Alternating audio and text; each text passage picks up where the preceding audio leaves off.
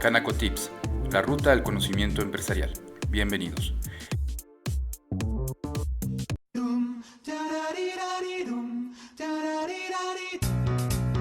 Buenos días a todos. Vamos a continuar comentando las reglas que consideramos relevantes en materia de la resolución miscelánea fiscal para 2015. Vale la pena comentar que la estructura de la resolución miscelánea cambió. En los últimos años, la estructura de la resolución miscelánea estaba dividida en dos libros. Un libro que regulaba cuestiones de procedimiento y un libro primero que regulaba las que eran normas sustantivas. Esto hacía, en mi opinión, bastante complejo el análisis, pues muchas veces no sabíamos si las reglas la debíamos de buscar en el libro primero o la debíamos de buscar en el libro segundo. A partir de ahora, de 2015, la resolución miscelánea fiscal 2015 ya no trae esa estructura. Ya está dividida por títulos, en donde un título regula lo relativo a código fiscal, otro lo relativo a impuesto a la renta, etcétera. Ya no existen los dos libros como estuvo aplicando durante algunos años atrás. En materia de reglas relevantes relacionadas con el impuesto a la renta, vamos a comentar algunas. Sin embargo, estas en su mayoría, si no es que en su totalidad, fueron adicionadas durante 2014 en las reformas a la miscelánea 2014 en el transcurso del año pasado y tienen que ver con la reforma fiscal 2014. Una regla que considero muy importante tener presente, que habían excluido de la resolución miscelánea fiscal 2014 y que lo incluyeron en la quinta modificación a la resolución miscelánea, es la relativa dirigida a las personas morales, la relativa a poder acumular solamente los anticipos o cobros parciales que reciban. Como ustedes saben, las personas morales del régimen general, basta con que cobren un peso de la contraprestación pactada para que tengan que reconocer la totalidad del ingreso. Son tres supuestos para que la persona moral considere obtenido el ingreso para efectos del impuesto a la renta: que expida el comprobante que ampara el precio de la prestación pactada, que preste el servicio o entregue el bien, o que cobre total o parcialmente el precio. Con cobrar parcialmente el precio o con recibir un anticipo, la persona moral tiene que acumular la totalidad del ingreso. Conforme a la regla 3223 de la resolución miscelánea fiscal 2015, anótenla bien, esta regla 3223, en lugar de tener que acumular todo el precio, la persona moral puede acumular nada más los anticipos conforme a una mecánica de registro de una cuenta de saldo de anticipos. Puede acumular nada más los anticipos y deducir el costo de lo vendido atribuible a esos anticipos, siempre que no se ubiquen los otros dos supuestos previstos en los incisos A y B de la fracción primera del artículo 17. Es decir, que no expida el comprobante y que no entregue la mercancía. En la medida en la que no se expida el comprobante y no se entregue la mercancía o se preste el servicio, en aplicación de esta regla 3223 se puede acumular exclusivamente lo cobrado, conforme a la mecánica de acumular conforme al saldo de la cuenta de anticipos. Otra regla, la 3316, como ustedes saben, desde el año pasado, inclusive los salarios tienen que ser pagados con medios autorizados para que proceda su deducibilidad, es decir, pagados con cheque nominativo de la cuenta del contribuyente, con transferencia electrónica de fondos, con tarjeta de crédito, débito o servicios o con monederos electrónicos. Son los medios autorizados de pago para que proceda la deducibilidad. Hasta 2013 no era requisito que los salarios fueran pagados con medios autorizados, podían pagarse inclusive en efectivo y era deducible. Con la nueva ley del impuesto a la renta, la fracción tercera del artículo 27 no excluye a los salarios, en consecuencia los salarios también tienen que ser pagados con medios autorizados. No obstante, la regla 3316 permite que los salarios sean pagados en efectivo y procede su deducibilidad siempre que se cumplan con los demás requisitos previstos para su deducibilidad, es decir, que se retenga el impuesto a la renta, que se calcule el impuesto anual, que se inscriban los trabajadores en el Seguro Social y que se expida el CFDI correspondiente. ¿Ok? Esta regla 3316 permite pagar los salarios en efectivo y serían deducibles siempre que se expida el CFDI y se cumplan los demás requisitos para su deducibilidad. Como saben, una de las reformas importantes fue la limitante para deducir los pagos que para los trabajadores representan ingresos exentos. Los pagos que hace el contribuyente que para los trabajadores representan ingresos exentos son no deducibles en un 53%. reforma que vamos a materializar ahora que se empiezan a presentar las declaraciones anuales del 2014. No obstante, esta disposición dice, puedes considerar no deducible el 47% en lugar del 53% si los pagos exentos no disminuyen en relación con los del ejercicio anterior. Esta regla, la regla 33129, nos dice cómo calcular esto. Y nos dice, determina la proporción que representan los pagos exentos entre el total de pagos, haz la misma operación para el ejercicio anterior y si el cociente no disminuyó, entonces tienes derecho a no deducir el 53%, sino solamente hacer no deducible el 47%. ¿Sí me estoy explicando? Muy bien. La ley del impuesto a la renta establece que son no deducibles los gastos a prorrata que se hacen en el extranjero con quienes no sean contribuyentes del impuesto a la renta. La regla 33137 permite la deducibilidad de los gastos a prorrata en el extranjero cumpliendo con una serie de requisitos previstos en la misma regla.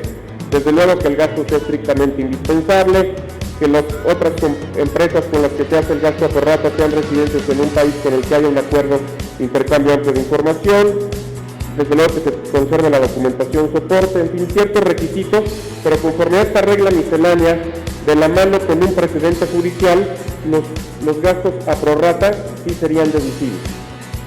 Sí son deducibles.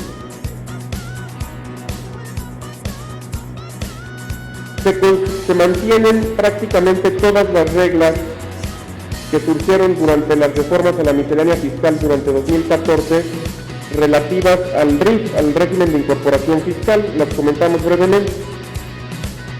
Como ustedes saben, para estar en el régimen de incorporación fiscal, la persona tiene que obtener ingresos únicamente por realizar actividades empresariales, bien sea por enajenar bienes o por prestar servicios por los que no se requiera título profesional, pero únicamente debe obtener ingresos por ese concepto y que en el ejercicio anterior no hayan superado los 2 millones de pesos. Bueno, la regla 331 permite que inclusive se obtengan ingresos por salarios y por intereses para poder tributar en este régimen. Es decir, si tengo ingresos por actividades empresariales, pero además tengo ingresos por salarios y o por intereses, sí puedo tributar en el régimen siempre que los ingresos del ejercicio anterior no hayan superado los 2 millones de pesos. De la misma manera, la ley limita para tributar en este régimen a quienes sean socios, accionistas o partes relacionadas de personas morales.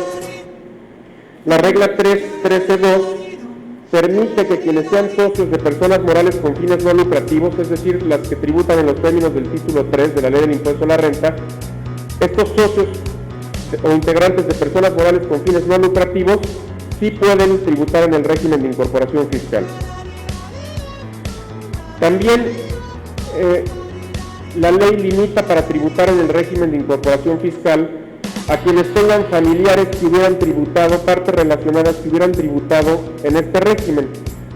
La regla 313.3 sí permite que haya familiares que tributan en el mismo régimen, en este régimen de incorporación fiscal, siempre que no tengan una relación comercial o una influencia de negocio entre ellos. Para mí lo que busca la ley es claro, que no haya un negocio en donde se obtengan ingresos por 10 millones de pesos y 5 familiares se inscriban en el régimen de incorporación fiscal y se partan los ingresos para todos tributar en el régimen. En la medida en la que no tengan una relación comercial, una influencia en el negocio, conforme a esta regla que comentamos, insisto, es la 313.3, pueden tributar en el régimen.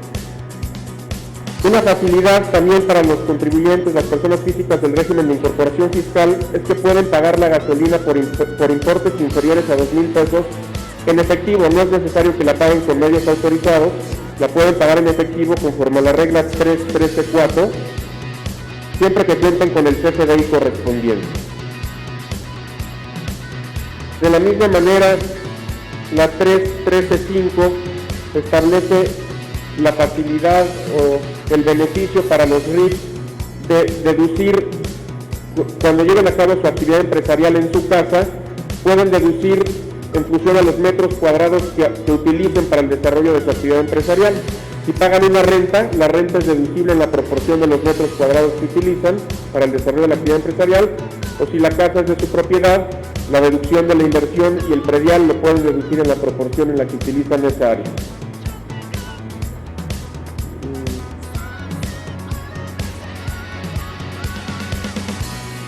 La regla 3.13.9, nos define cómo computar el plazo para tener derecho a estar dentro de este régimen, así como para la aplicación de la tarifa o de la tabla que contiene la reducción del impuesto. Y lo que dice esta regla es que no es por ejercicio fiscal, sino por año de tributación. Es decir, si una persona entra al régimen de incorporación fiscal el 1 de marzo del 2015, su primer año de tributación concluye el 1 de marzo del 2016, ¿verdad? Había quienes decían, el año pasado dijeron, pues no me incorporo en el 2014, sino que lo hago hasta 2015 para poder aprovechar el beneficio durante todo el ejercicio. Eso es improcedente. El cómputo para los años de tributación es en función al año que tributa la persona, no año de calendario, no ejercicio fiscal, sino periodo de 12 meses, el mismo día del ejercicio siguiente, es lo que computa como año de tributación. Si la persona se da en suspensión de actividades, no implica que salió del RIF, del régimen de incorporación fiscal, por lo que siguen contando los años de tributación dentro del régimen. Es decir, si el primer año tributó en el RIF y obtuve la reducción del 100% del impuesto, y 8 años estoy en suspensión de actividades, para cuando reanude actividades solo tendré derecho a la reducción del 10% del último año. Como comentaron anteriormente, en relación con el IVA, la regla 415 establece que cuando el IVA se genera por inversiones de activo fijo nuevos, el plazo para la devolución, en lugar de ser de 40 días, es de 20 días, cumpliendo ciertos requisitos, ¿verdad? Que más del 50% del IVA acreditable derive de la adquisición de activos fijos nuevos, que el saldo a favor sea de más de $1 millón, que los contribuyentes no estén en la lista negra. En fin, esta regla 415 establece que el plazo para que la autoridad devuelva es de 20 días en lugar de 40 días. Y la regla 431, también en materia de IVA, define lo que se entiende por área urbana, suburbana y zona metropolitana, esto para efectos de la extensión por el transporte público terrestre de personas.